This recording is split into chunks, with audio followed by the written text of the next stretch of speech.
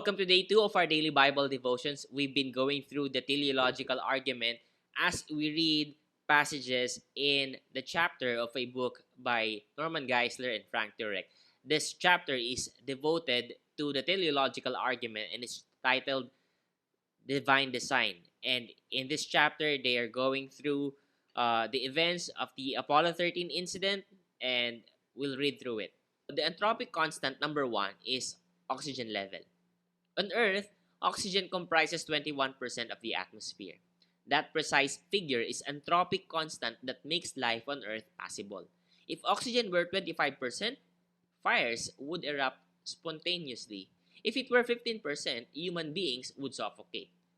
So, going back to Apollo 13, Lovell and his crew must now find a way to maintain the right level of oxygen in their ship. Just like on Earth, we have the right level of oxygen. Not 22, not 23, not 20, not 19, but actually 21%. Just perfect. But, in the Apollo 13, oxygen is not their only problem. Like the atmosphere on Earth, a change in one constant on the spacecraft can affect several others that are also necessary for life. The explosion that happened on the Apollo 13 spacecraft created a shortage not only of oxygen but also of electricity and water. On Apollo 13, water and electricity are produced by combining oxygen with hydrogen in the fuel cells. Without oxygen, there will be no way to manufacture air, water, or power. And since they are in the vacuum of space, there's no source of oxygen from the outside. The situation is so unimaginable that Jack Swigert would later say, if somebody had thrown that at us in the simulator, meaning all those accidents that they were experiencing that time, is somebody threw them into a simulator with those conditions, meaning quadruple failure of fuel cells, 1 and 3, and then oxygen tanks, and 1 and 2, they would have said, come on, you're not being realistic. They would have never imagined that situation.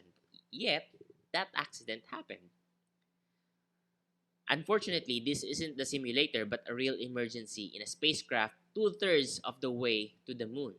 What can they do? Fortunately, there's a lifeboat. The lunar module, or LM, known as the LEM, has provisions that can be used in an emergency. The LEM is the craft attached to the top of the command module that 2 of the astronauts are scheduled to ride down to the moon while the 3rd astronaut orbits above. Of course, the moon landing is about to be called off. There's no way they can still do that. Saving the lives of the astronauts is now the new mission of Apollo 13. In an effort to save power for re-entry back to Earth, the astronauts quickly powered down the command module and climbed into the LEM. But even with the LEM, the astronauts are by no means out of the woods. They still have to sling around the moon in order to get back to Earth because they can't just turn around their spacecraft and go back to Earth. This will take time. Going to the moon to do a slingshot back to Earth. So this will take time, and that time is what they don't have. The LEM has provisions designed to sustain 2 men for about 40 hours.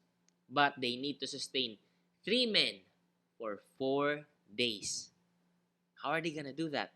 As a result, every effort is made to conserve water, oxygen, and electricity.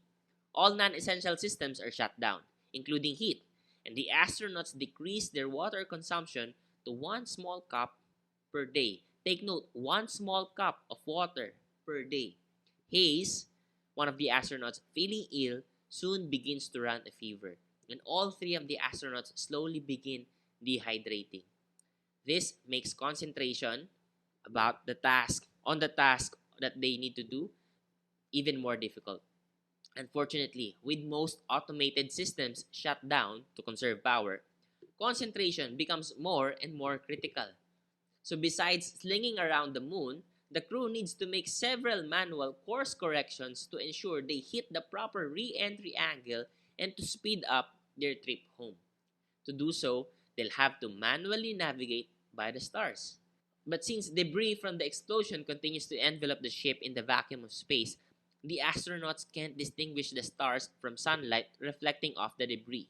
Consequently, they are reduced to using the Earth and the Sun as navigational reference points by lining them up in a spacecraft window. Using this rather crude method, they check their calculations again and again to ensure that they are correct. They have little room for error. In fact, they must aim the ship for re-entry at a point no less than 5.5 degrees and no more than 7.3 degrees below the Earth's horizon. Any deviation from that range, very small, and their ship will either skip off the Earth's atmosphere, that means going into space, or burn up in too steep a descent, and of course, they will die.